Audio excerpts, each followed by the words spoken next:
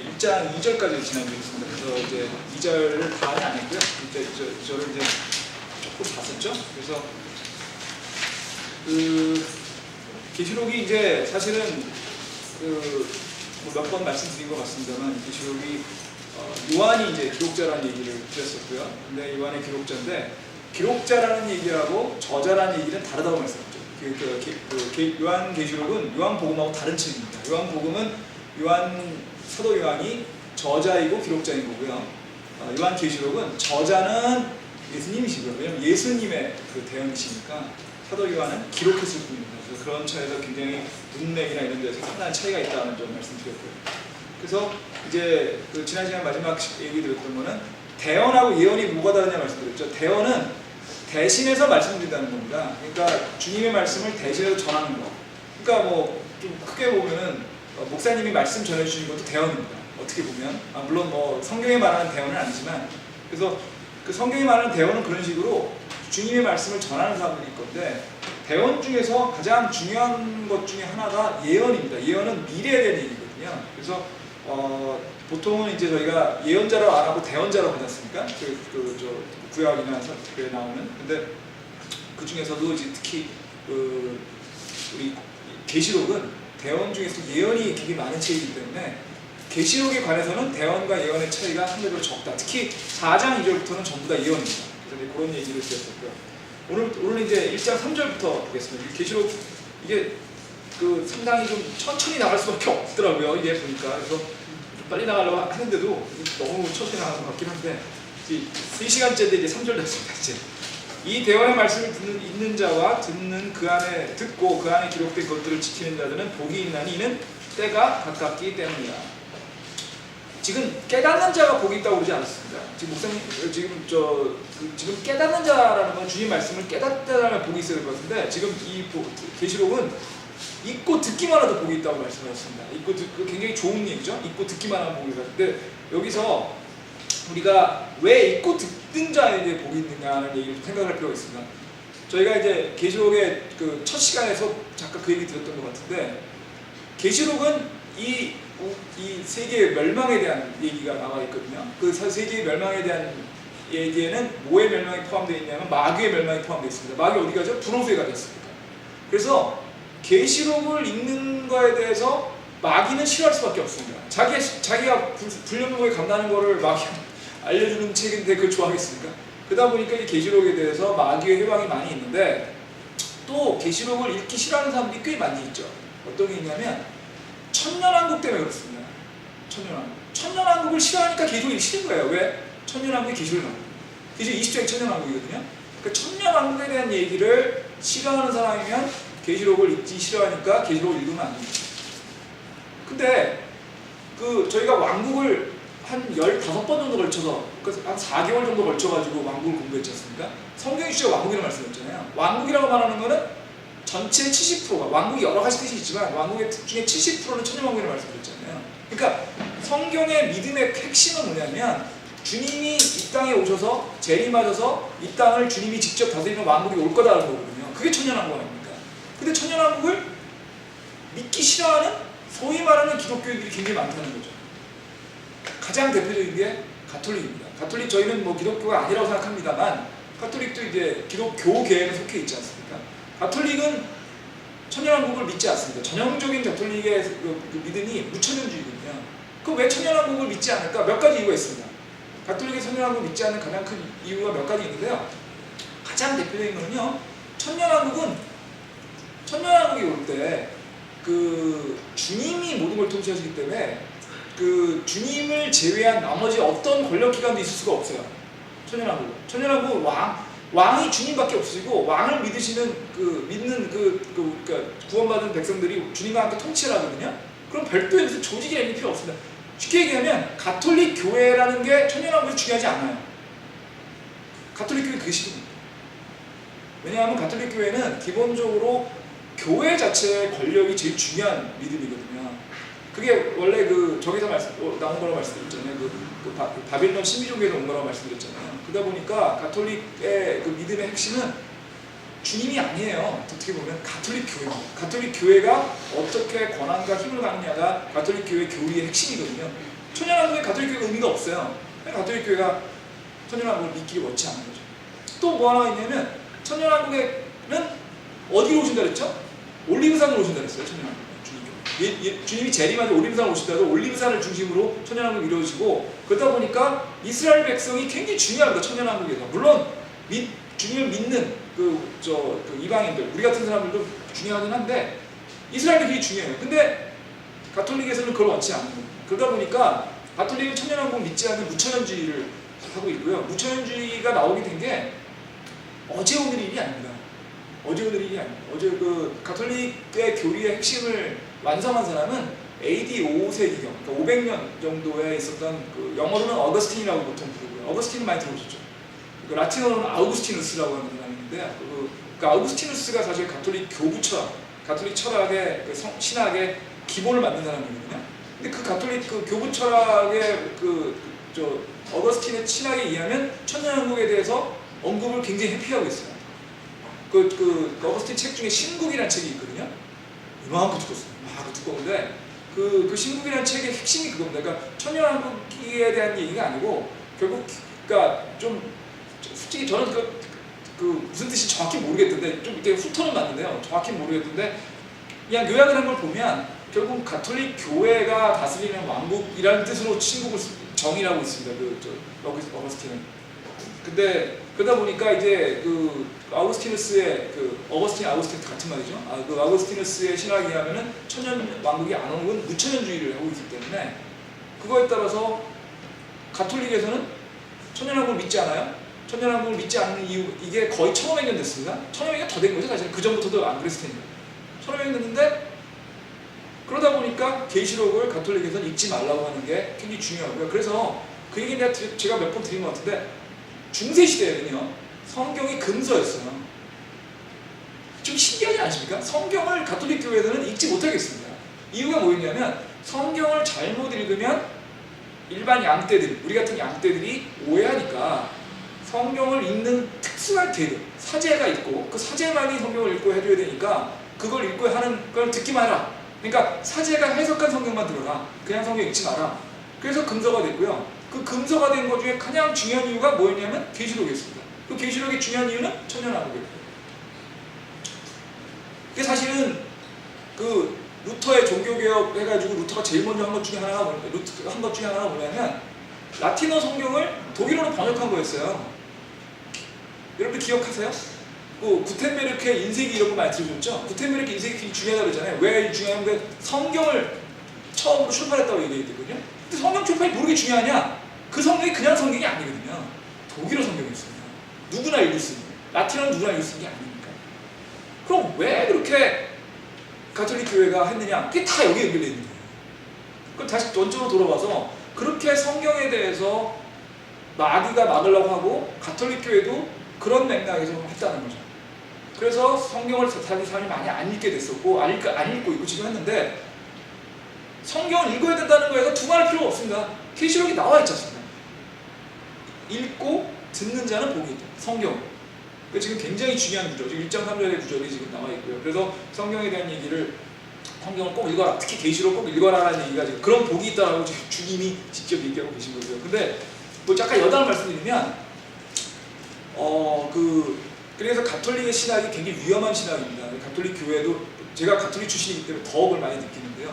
가톨릭 신학이 굉장히 위험하고 또 굉장히 좀 성경적이지 않으긴 한데, 조금 놀라운 게 하나 있습니다. 왜냐하면 그 아우구스티누스의 책을 읽으면요, 그분의 신학이 잘못된 건 맞는데 그 양반이 하나님을 굉장히 사랑한 것 같이 느껴져요. 그 책을 읽어보면. 그러니까 이게 굉장히 중요하고요. 주님을 사랑하지만 잘못된 교리를 될 수 있다는 거죠. 주님을 사랑해도 성경을 잘 모릅니다. 그러니까 저희가 주님을 사랑하는 건 굉장히 기본적으로 중요합니다. 주님, 그게 우리 명령이에요. 그렇지만 주님을 사랑하는데 잘못 믿으면 그것도 마귀하고 다를 게 하나도 없어지는 거예요. 아우구스티누스의 책을 읽어보시면요, 주님에 대한 사랑이 절절히 느껴져요. 한 줄 한 줄 느껴집니다. 정말 주님을 사랑하는 사람이에요. 근데 믿음 틀렸다는 거죠. 성경대로. 그러니까 우리가 주님을 믿고 사랑하는 거 굉장히 중요합니다. 하지만 성경을 알아야 됩니다. 안 그러면 잘못되게 믿을 수 있거든요. 잘못되게 생각할 수 있거든요. 그 잘못된 사람은 정말 괴로운 거 아닙니까? 그리고 주님을 사랑하지 않았는데 잘못됐으면 할 말이라도 있죠. 주님을 사랑했는데 잘못 믿었으면 그거 어디 가서 얘기합니까? 그렇죠? 그러니까 그런 점에서 성경을 좀 열심히 우리가 공부해야 되겠다는 얘기고요. 그 다음에 때가 가깝다고 돼 있죠? 때가 가깝다. 때가 가깝다는 건 뭐냐면 심판의 때가 가깝다는 얘기입니다. 그러니까 이 계시록을 읽는 사람들은 이 성경을 읽어야 된다 이 얘기고요. 그 다음에 4절 읽겠습니다. 요한은 아시아인의 7교회에 편지하노니 지금도 계시고 전에도 계시고 앞으로 오실 분과 그분의 왕자 앞에 계실 7 영과 그 5절 읽을게요. 신실한 증인이시여 죽은 자들 중에 처음 나신 분이며 땅의 왕들의 통치자인 예수 그리스도로부터 은혜와 평강이 너에게 있을지어다. 우리를 사랑하사 자신의 피로서 우리들의 죄들로부터 우리를 씻으시고. 여기서 일단 아시아인의 7교회 얘기 드릴게요. 이 아시아 7교회가 2장 3장에 나오는 그 7교회입니다. 그 7교회 이제 여러 번 하실 테니까 이제 외우실 텐데요. 앞으로 외우시게 될 텐데 에베소, 버가모, 서머나, 필라델피아, 사대 이 교회들이에요. 7개 교회. 그 7개 교회는요. 뭐를 얘기하냐면 첫 번째 전 세계에 있는 교회들을 그 당시 특히 그 당시에 있던 교회들을 상징하는 교회입니다. 7교회만 있었던 건 아닐 거 아닙니까?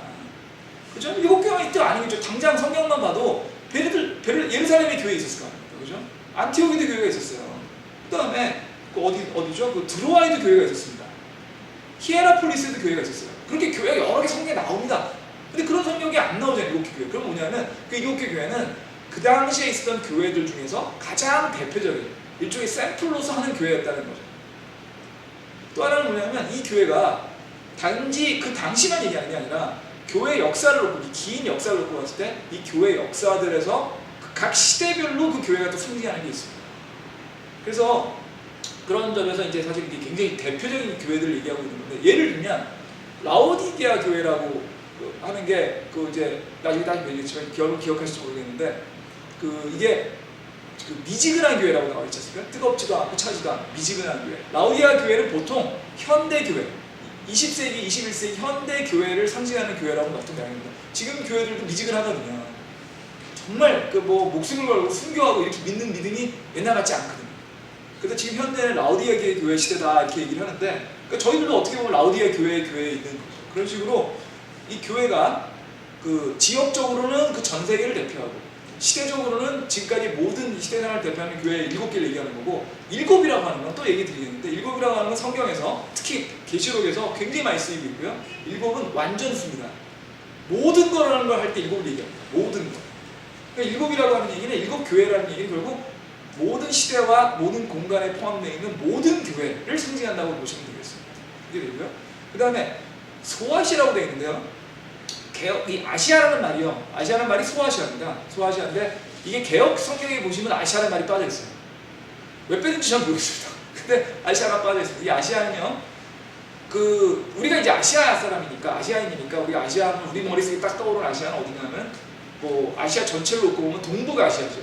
중국, 한국, 일본 이게 우리가 생각하는 아시아입니다. 근데 유럽을 기준으로 생각해 보면요. 로마를 기준으로 생각해 보십시오. 로마에서 가장 가까운 아시아는 어딜까요? 가장 가까운 아시아는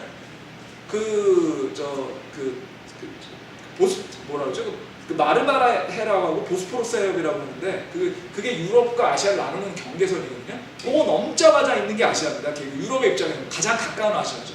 그걸 뭐라고 하냐면 소아시아로 부르는데 지금의 아시아로 치면은 어디로 치냐면은 터키입니다.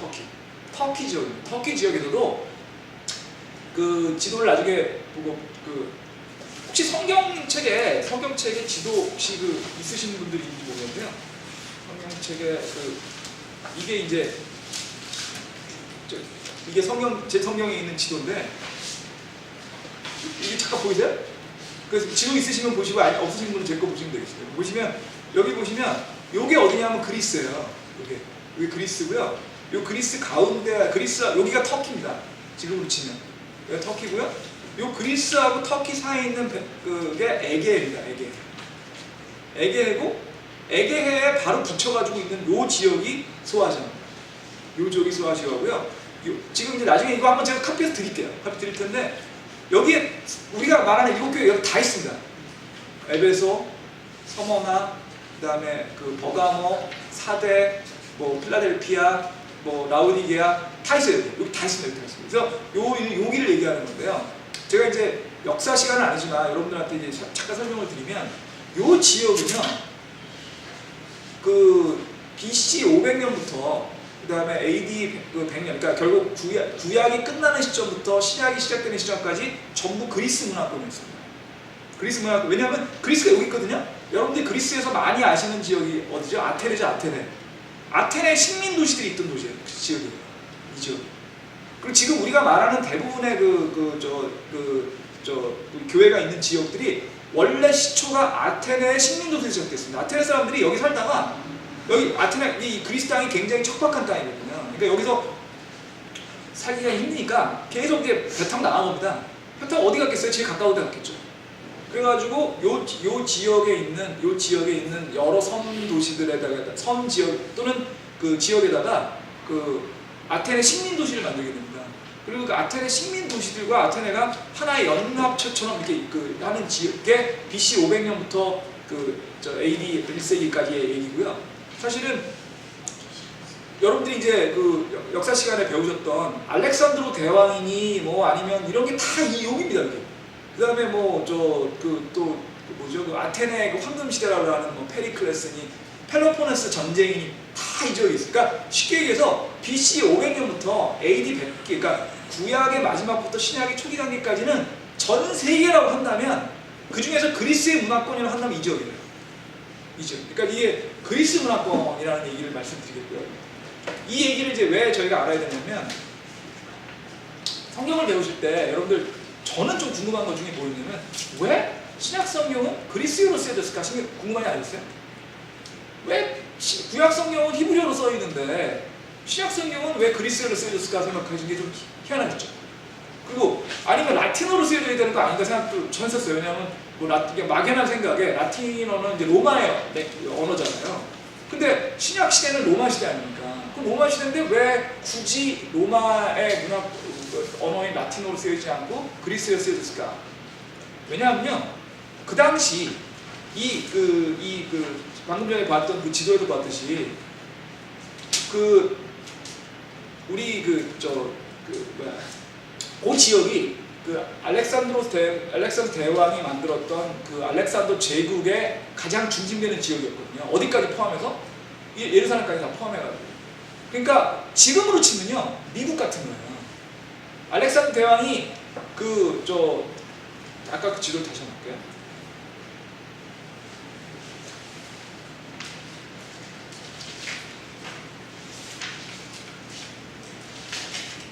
막상 찾으려니까 안 나오는데 여기 있는 걸 보여요. 이게 알렉산더 대왕이 그리스에서 시작을 해가지고요, 이렇게 넘어가가지고 이 소아시아를 거쳐가지고 제국을 만들었거든요. 근데 알렉산더 대왕이 만든 제국이 어디서부터 어디까지였냐면 그리스부터 인도까지예요. 그리스부터 인도까지의 나라가 우리 지금으로 치면 나라가 어디 있냐면요, 터키, 시리아, 이집트, 그 다음에 이스라엘은 당연히 있는 거고요, 이란, 이라크, 아프가니스탄, 그 다음에 아프가니스탄까지예요. 아프가니스탄까지, 그 다음에 인도의 윗부분까지가 알렉산더 제국이었습니다. 어마어마한 거죠. 어마어마한 땅. 그 모든 제국에 알렉산더 대국이 그리스 제국을 만든 다음에 그 그리스 제국이 알렉산더 사후에 분열이 됐지만 전체가 하나의 시대로 이루어졌거든요. 그 시대를 그 지역을 뭐라고 그러면 헬레니즘이라고 합니다. 헬레니즘이 뭐야? 헬라라고 그러잖아요. 헬라가 그리스라는 뜻이에요. 그리스는 영어고요. 헬라는 그리스어로 헬라가 이제 그리스 뜻이거든요. 그러니까 헬레니즘은 그리스 문화권이라는 뜻입니다. 그럼 그 얘기는 뭐냐? 신약 시대에 이 소아시아 지역, 심지어 예루살렘 지역도 다 그리스 문화권이었습니다. 그 당시 로마가 이제 그리스를 대체하고 있었거든요. 대체했거든요. 그래서 그리스 제국이 없어지고 로마 제국이 왔지만 워낙 오랫동안 300년이 넘게 그 헬레니즘 문화권이 있었기 때문에 지금 우리가 말하는 신약 시대의 지역은 그리스 지역이었어요. 그리스 문화권이었습니다. 그러다 보니까 기본 언어가 뭐였냐면 그리스예요. 그래서 신약 성경이 그리스어로 쓰여야 됩니다. 그리고 굉장히 중요한 게 또 하나입니다. 신약 성경이 그럼 그리스어로 쓰여야 됐으면 그건 무슨 뜻일까요? 신약 성경은 처음부터 독자들이 유대인만 있었다는 건 아니었다는 얘기죠. 이방인을 생각했다는 거예요. 물론 신약 성경 안에도 상당 부분의 책들이 유대인을 위한 책이 있긴 합니다. 유대인을 독자로 가져온 책이 있지만 신약 성경은 기본적으로 유대인 외에 이방인들. 근데 이방인들이 무슨 언어를 썼냐는 거죠. 그리스어를 썼겠죠. 그리스어 문화권입니다. 그리스어 문화권 해가지고 그 그리스어 문화권에서 그래서 사실은 뭐랄까 그리스어로 쓰여지게 된 거고요. 그러다 보니까 지금 우리가 말하는 그 7교회가 다 터키 지역에 있는데 터키 지역에서 또 어느 쪽에 있냐? 그리스 쪽에 있는 거예요. 터키도 굉장히 큰 나라입니다. 터키 굉장히 큰 나라거든요. 근데 터키 중에서도 그리스 쪽이 제일 가까운 지역이에요. 우리 지역 말하는 지역들. 나중에 이제 7교회 얘기하면서 드리겠는데 그 7교회에 나오는 그 지역들이 사실은 정말 그 다는 아닙니다. 다는 아닌데 그 중에서 몇 개 도시, 예를 들면 버가모라는 도시였잖아요. 버가모의 영어식 표현 또는 그리스식 표현은 페르가모입니다. 페르가모는 그 지역에서 가장 고고학적 발길이 많아졌던 굉장한 대도시였어요. 여러분들이 독일에 가면 제가 베를린인지 어딘지 뮌헨인 것 같은데 뮌헨에 가서는요 페르가모 박물관이 있답니다. 저는 못 가봤는데 저도 꼭 가보고 싶습니다. 박물관 전체가 우리로 치면은 국립박물관만한 박물관 하나가 전부 페르가모입니다. 전부 페르가모에서 발굴한 것들. 그러니까 어마어마한 발굴이 있었던 지역이고요, 페르가모니. 그 다음에 그 에베소라고 하는 지역은 지금은 에베소가 옆에 셀죽이라는 도시랑 붙어 있는데요. 셀죽, 에베소 다 굉장히 유명한 도시고 오래된 도시입니다. 그 다음에 이즈미르, 그러니까 서머나라고 하는 교회는요, 지금 그 지도를 찾으면 이즈미르예요. 이즈미르에 그 즈미르하고 서머나하고 스미르나거든요. 서머나를 원래 그리스어식으로 하면 스미르나인데 그 스미르나하고 이즈미르하고 비슷하지 않으세요? 이라는 거는 더라는 뜻이니까 그 이즈미르와 스미르 이게 다 보면은 그렇게 그리스 시대 또 그다음에 그 헬라 시대, 헬라 제국 시대에 유명한 도시들이어가지고 이 7도시들이 사실은 지금도 대도시는 남아 있거나 굉장한 유적이 남아 있습니다. 그러니까 뭐 지금 성지순례인가요? 성지순례가 같은 경우 하면 이제 관광도시로 많이 하는데 지금도 유명한 관광지들이에요. 다는 아닙니다. 필라델피아 이런 데는 아닙니다. 그렇지만 뭐 예를 들면 뭐 에베소, 서머나, 버가모, 사대도 굉장히 유명한 도시입니다. 사르디스라고 하는 지역인데요. 사르디스도 역사상 가장 유명했던 그 왕국 중에 하나는 리디아라고 하는 수도였어요. 그런 유명한 도시. 그러니까 지금 제가 왜 이런 얘기를 드리냐면 성경을 처음에 읽을 때 저는 어떤 문제가 있어요. 그러니까 저하고 여러분하고 항상 저는 같이 생각을 하는 걸 이해해 주시죠. 왜냐하면 제 수준이 뭐 목사님처럼 이렇게 높은 수준이 아니잖아요. 여러분 비슷하잖아요. 그러니까 제가 느낀 건 여러분 비슷하다고 느끼고 항상 말씀을 드리는데 성경을 읽을 때 제가 항상 궁금했던 게 뭐였냐면 이게 진짜일까? 이게 실제로 일어났을 때 일일까라는 거에 대해서 궁금함이 있었거든요. 그래서 제가 뭐를 했냐면 지도를 찾았습니다. 첫 번째. 이거 어디지? 이게 도대체 어딜까? 두 번째는 그 지도에 있는 내용들의 역사를 찾았고요. 그 다음에 연대기하고 성경을 맞춰봤습니다. 근데 제가 구약을 하면서 계속 연대기 말씀을 드렸잖아요. 성경을 연대기랑 맞춰보고 역사랑 맞춰보고 지도랑 맞춰보면 탁탁탁 맞습니다. 그걸 알면 알수록 성경이 더 신빙성 있게 느껴져요. 그리고 성경이 더 그러니까 실감이 납니다. 아 이게 거기였구나. 거기구나. 그래서 말씀드리는 거니까 좀 귀찮으시더라도요. 웬만한 성경책 뒤에 다 지도 붙어 있습니다. 그러니까 그냥 그 여기 7교회 얘기하시면 그냥 7교회가 어딨나 보다 이렇게 생각하시지 마시고 시간이 혹시 되시면 그 성경에 붙어 있는 그 뒤에 있는 지도를 한번 보세요. 그러면 처음에는 좀 그냥 긴가민가 하실 겁니다. 자주 보시면 아 이게 이런 거구나 생각이 드실 때가 있어요. 그러니까 그렇게 좀 보셨으면 좋겠다는 말씀 드렸고요. 그러니까 이제 7교회가 어딘지 얘기 드셨죠? 7이 뭔지 말씀드렸고요. 그 다음에요. 1장 5절 보겠습니다. 1장 4절 5절에 보시면요. 또 뭐가 있냐면 지금도 계시고 전에도 계시고 앞으로 오실 분, 그죠? 그분의 왕자와 계신 7영, 죽은 자들부터 처음 나신 분. 이게 뭐를 얘기하고 있을까요? 삼위일체를 얘기하고 있습니다. 삼위일체 보세요. 지금도 계시고 전에도 계시고 앞으로 오실 분. 이거는 성부 하나님을 얘기하고 있습니다. 이 우주를 창조하시는 성부 하나님을 얘기하고 그분의 왕자 앞에 계신 7영. 이거는 성령 하나님이시죠. 영이자서 영. 그 다음 세 번째는 신실한 증인이시요 죽은 자로부터 죽임 처음 나신 분이고 땅의 만국을 통치자인 예수 그리스도. 이건 그냥 이름 자체가 예수 그리스도 아닙니까? 성자 하나님이신 거죠. 그래서 4절과 5절에서는 성부와 성자와 성신의 삼위일체를 설명을 하고 있습니다. 근데 여기서 이제 그 뭐가 있냐면 7영이라는 것 때문에 조금 이제 그럼 그 성령이 7분이라는 얘기냐? 지금 삼위일체 헷갈려 죽겠는데 거기 또 영은 7분이야? 뭐 이렇게 설명을 이렇게 질문하시는 분이 있거든요. 근데 그게 여러분들이 성경을 보실 때 저희 집 애들 저희 둘째들 그런 걸 굉장히 질문해요. 이 질문이 굉장히 중요합니다. 질문을 안 하면요, 질문이 없으면요, 성경에 어느 순간 성경의 믿음이 튼튼하지 않은 걸 느끼세요. 여러분들 그렇지 않습니까? 고민을 하면 그게 머리에 팍 남거든요. 고민을 한 다음에 이해를 하면. 근데 고민 안 하고 이해를 하면 나중에 야 그거 이렇게 생각하는데 어떻게 생각하면 그러네 이런 생각이 들거든요. 그러니까 항상 성경을 읽으실 때 이상한 게 있으면 찾아볼 필요가 있어요. 찾아볼 필요가 있고 그럼으로써 여러분들이 그 진짜 질문이 생기시고 답을 하실 필요가 있는데 일곱 영에 대해서 그렇게 많이들 얘기를 하시는 분들이 있었더라고요. 저뿐만 제가 이상하게 생각한 게 아니라 어떤 분들이 그 전에 분들이 일곱 영이 그러면 주님의 일곱 영이라 해서 여러 가지 설명이 있는데요. 또 성경의 설명서를 읽을 때 성경에 대한 주역서를 읽을 때 저도 그렇고 여러분도 그렇고 어떻게 했냐면 저는 주석서를 어느 분이 썼든 간에 그분이 쓴 주석서가 100% 맞을 수는 없다고 생각합니다. 그러니까 물론 기본적으로 많은 도움이 되지만 저희가 많이 공부하시면 그렇지만 어떤 때는 그 주석서도 이해가 안 될 수가 있거든요. 그러니까 저는 그렇게 합니다. 저는 주석서를 읽으면서 이해가 안 되는 주석서는 여러 가지 말씀 안 드리면 왜냐면 저도 이해 못 하겠는데 뭐 말씀드릴 필요가 없잖아요. 그래서 일곱 영에 대해서 주석서에 있는 얘기가 많이 있는데 저는 조금 이해가 안 가더라고요. 그냥 그래서 제가 생각하기에는 일곱이라는 게 성경에서 완전을 얘기하니까 일곱 영은 결국 성령님이 완전하다는 걸 상징하는 게 아닐까 그런 주석서가 있습니다. 그런 주석서가 있거든요. 그래서 그런 뜻을 생각을 하는데 요거 부분에 대해서는 그 여러 해석이 있을 수 있습니다. 근데 어쨌든 중요한 거는 모든 주석서에서 서로 이렇게 헷갈리지 않는 건 딱 하나 있어요. 뭐냐면 이거는 결국 성령을 얘기하는 것이다. 그 일곱 영이라는 분이 성령의 완전성을 얘기하는 건지에 대해서는 조금 여러 사람들이 얘기가 있지만 어쨌든 이거는 성령을 얘기하는 것이죠. 그래서 이제 성부와 성자와 성령을 다 얘기하는 거라는 얘기고. 그 다음에 1장 5절이요. 1장 5절은 그 중에서도 성자 하나님에 대하신 건데요. 보세요.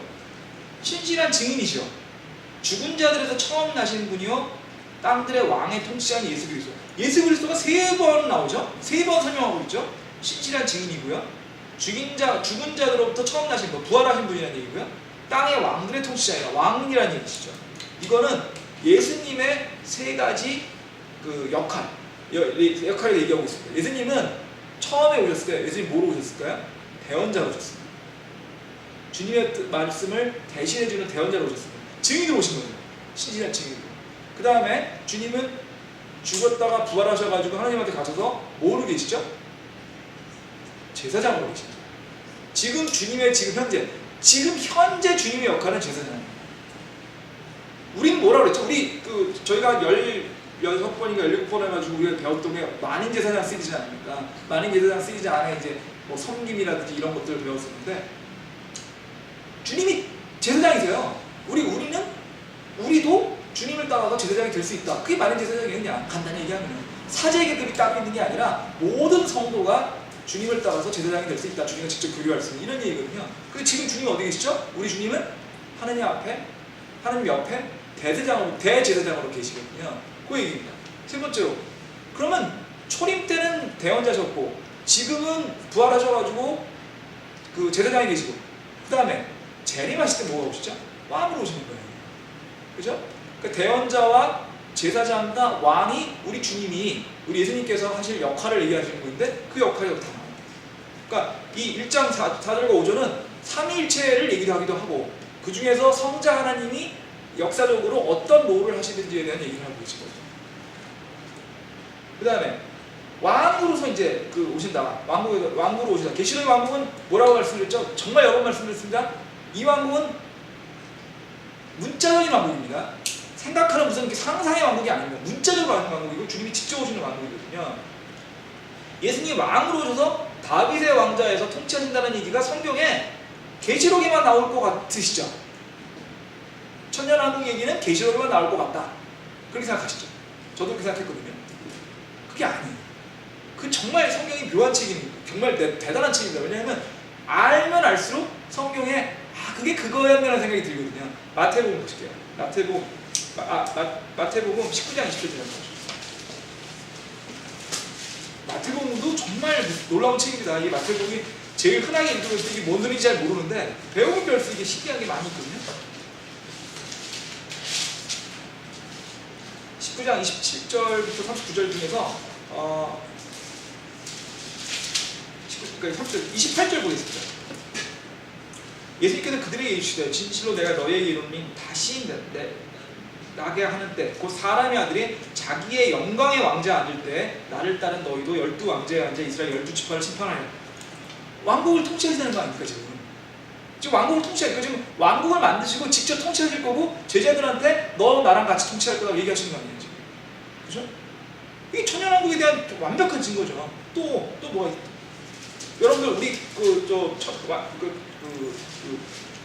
만인 제사장 체리할 때 열심히 했던 것 중에 하나인데요. 마태복음 25장 잠깐 보시겠습니다.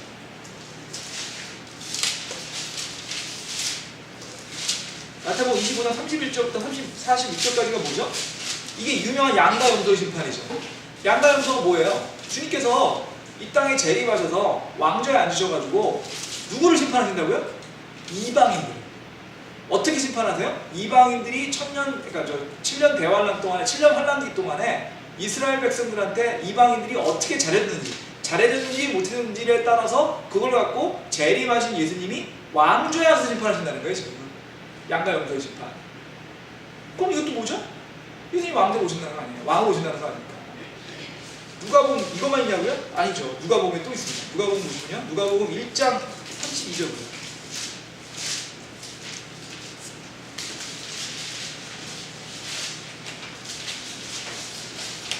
아주 이거는 그냥 정말 명명백백하게 그냥 딱 써 있습니다.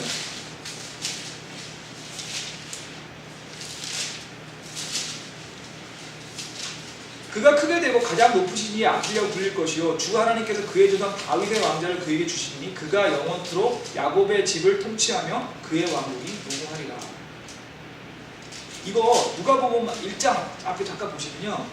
1장 3절 잠깐 보세요. 보시면 모든 일을 맨 처음부터 완전히 이해한 나도 데오빌로 각하 당신에게 차례대로 써서 알리는 것을 좋게 생각하는. 누가복음은요. 누가한테 쓴 거예요? 데오빌로한테 보낸 거예요. 데오빌로는 딱 이름 들으니까 느낌이 뭐세요? 유대인이 아닙니다. 이 양반은 유대인이 아니에요.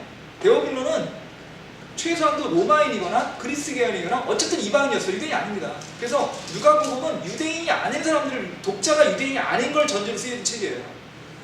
그런데 여기 뭐라고 써있냐면 다윗의 왕국을 탐취하는 사람이다. 유대인이 아닌 이방인한테 누가 뭐라고 얘기하는 겁니까? 우리 주님은 왕위로 오실 겁니다. 왕이실 겁니다. 왕이셨습니다. 이 얘기입니다 지금. 그죠? 그러니까 이 천년왕국에 대한 얘기가 물론 계시록에 명확하게 나와 있긴 하지만 계시록에 나와 있는 얘기가 그냥 있는 게 아니에요. 마태복음, 누가복음에 다 나와 있습니다. 그러다 보니까 사실 성경을 문자 그대로 읽고 성경을 그대로 따라가게 되면 왕국을 부인할 수가 없어요. 왕국을 부인하면 성경을 부인해야 되거든요. 그러니까 이제 그런 점에서 굉장히 중요한 얘기다라는 얘기 드리고요. 그 다음에요. 죽은 자들부터 처음 나시라는 얘기가 또 있죠? 우리 죽은 자 처음 나신 게 뭐죠? 부활하셨다는 얘기죠. 부활하셨다는 얘기니까 요거는 골로새 1장 8절 잠깐 보실게요. 골로새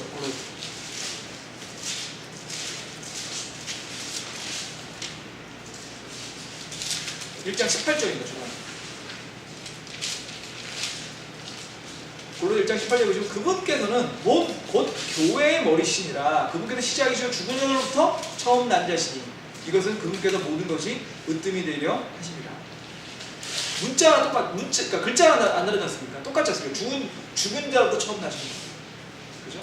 그래서 이런 점에서 하여튼 이 주님이 부활하셨다는 얘기를 지금 설명하고 있는 거고요. 그 다음에 거기 보면 이제 은혜와 평강이 있으려다. 은혜와 평강은 보통 히브리 사람들이 그리스 히브리식 인사법입니다. 뭐 샬롬하는 말이 평강이 있으라는 뜻이거든요. 여러분 샬롬이라는 말 가끔 들어보시죠? 샬롬이 이제 히브리어로 인사말인데 평안, 그러니까 그냥 직역을 하면 뭐 저도 히브리어를 잘 아는 건 아닙니다만 평안이 있으라 뭐 이런 뜻이랍니다. 그러니까 샬롬 이런 뜻이고요. 인사하고 있는 겁니다. 자, 그 다음에 여기서 또 뭐가 있죠? 또 뭐가 있냐면 여기서 자신의 피로 우리의 피들을 씻으시고 지금 이거가 이제 좀 이 얘기를 하려면 오래되긴 되는데 지금 대속죄물로 오셔가지고 주님이 대속죄물로서 오셔서 주님 피를 흘려서 대속하셨다 이 뜻을 설명하고 있는 건데요. 요거 그냥 거의 설명을 하려면 이제 레위기 얘기하고 뭐 이제 얘기가 많아지는데 그건 뭐 오늘 거기까지 하긴 좀 그럴 것 같고 이 얘기만 드릴게요. 보통 피를 씻는다고 얘기를 하면 사람들이 많이 착각을 하시는 게 침례를 받으면 죄가 씻기는 거로 생각을 하시는 분들이 있거든요. 그러니까 침례를 했을 때 물이 나의 죄를 씻는다고 생각을 많이 하시는데 그거 아닌 거 아시죠? 죄를 씻는 건 피로 씻으시는 겁니다. 그 죄를 대속한다는 개념은 레이기에서의 그 대속 죄물의 개념과 연결되기 때문에 죄를 씻는 건 피고요. 침례의 개념은 그거 다릅니다. 침례는 물이라는 거는 그 성령님과 우리가 하나의 동일체가 됐다는 뜻으로 이해를 하신다고 얘기했죠. 여러분 이제는 기억하시죠? 오이가 피클이 되는 거예요. 오이가 피클. 오이가 식초에 들어가서 우리는 오이였는데 식초에 들어가서 식초가 우리 안에 들어오고 성령이 우리가 들어와서 오이가 피클의 성격을 띠듯이, 그죠? 생오이가 아니라 피클의 성격을 띠듯이 우리가 성령님한테 들어가서 성령이 우리 안에 들어오는 건데 물은 뭘 상징한다고요? 성령님을 상징하는 거예요. 그러니까 우리가 물에 들어가서 침례를 받음으로써 성령이 우리한테 들어온다, 이걸 상징하는 거지 죄를 씻는 게 아닙니다. 죄를 씻는 거는 처음부터 마지막까지 딱 하나밖에 없습니다. 피밖에 없습니다. 주님의 피. 의자를 바꿨더니 지금 우리 여기서 앉아서 보면 새빨갛거든요. 빨간 거로 피로 우리 죄를 씻는 거예요. 왜요? 죄는 진홍색이라고 하셨거든요. 진홍같이 붉은 죄라고 하셨어요. 진홍같이 붉은 죄. 진홍이 빨갛다는 거 아닙니까? 그 피를 씻는 거는 피를 씻는 거는 죄를 씻는 거는, 죄를 없애주는 거는 주님의 피밖에 없다. 빨간 피, 이밖에 없다. 이 얘기고요. 그래서 이제 삼위일체라는 얘기 드렸고요. 그 다음에 1장 6절 보겠습니다.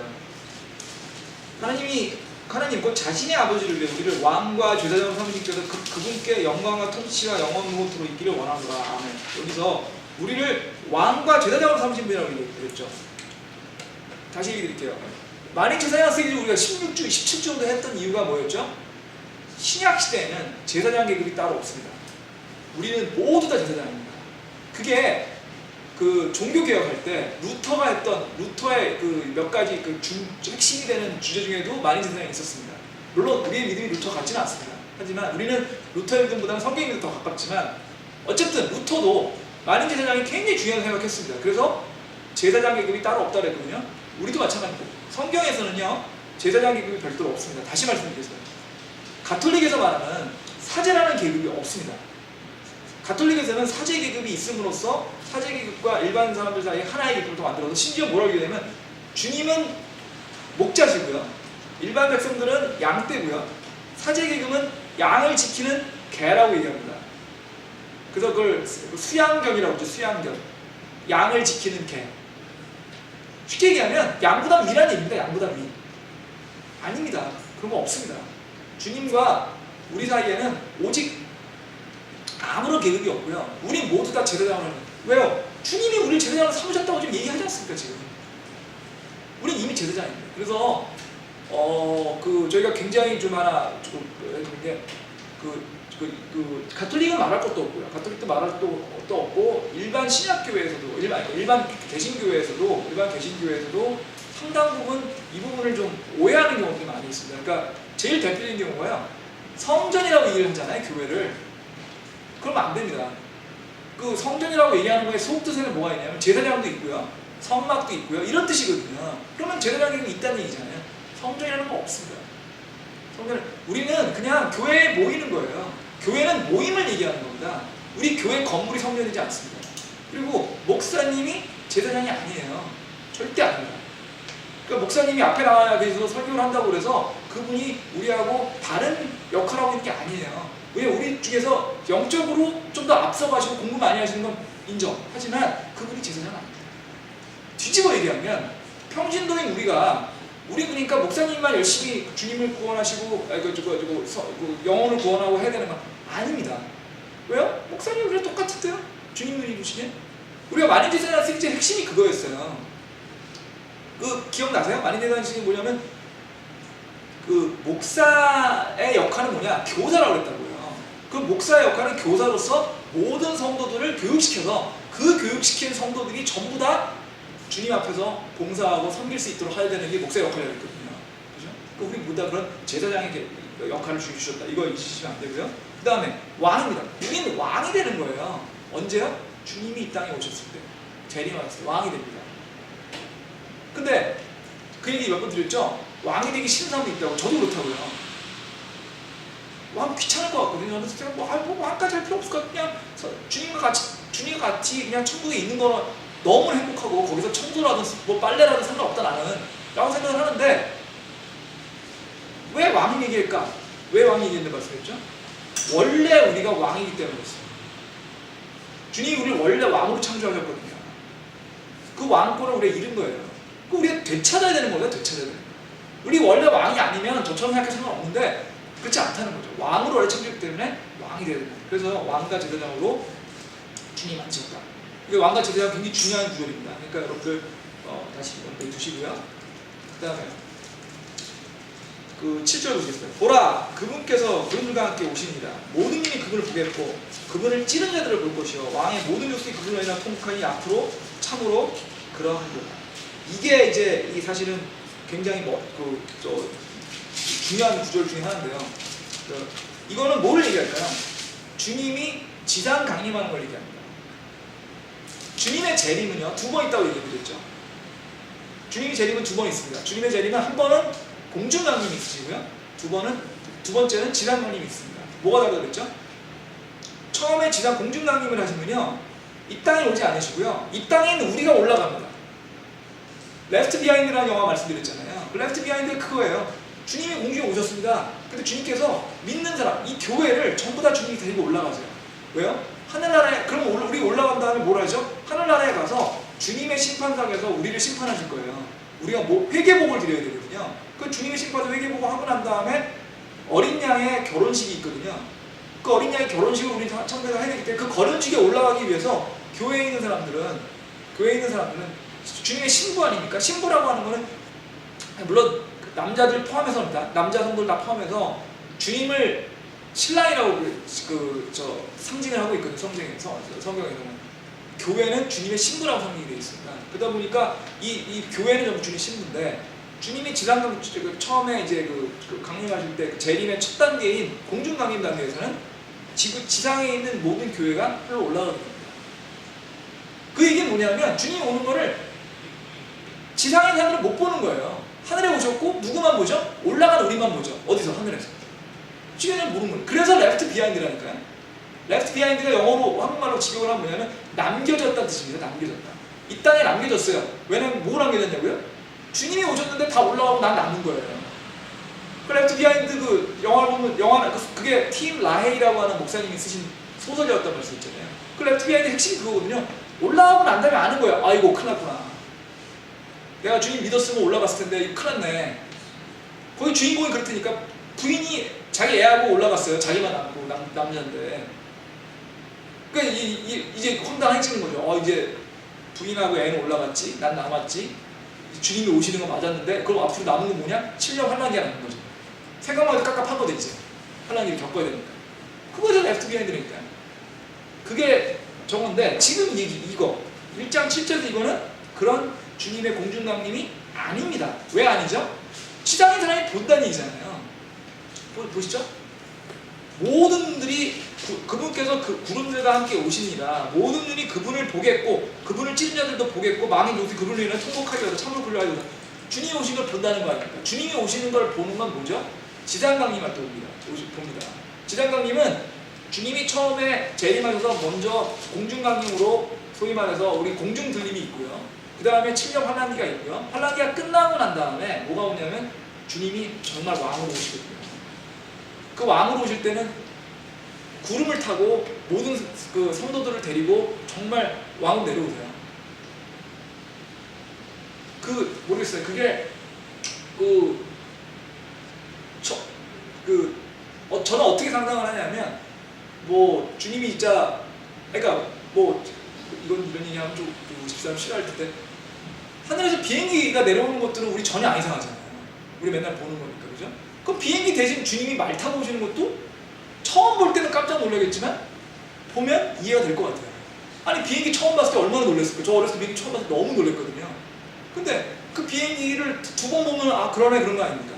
처음에 주님이 구름에서 내려오실 때는 놀랄 것 같은데 한 번 보고 나서 익숙해지고 나면 진짜 오시네 이럴 것 같아요. 지금 그걸 얘기합니다. 주님이 구름을 타고 주님이 직접 내려주시고 모든 사람이 볼 수 있게 내려줄 거예요. 언제 때?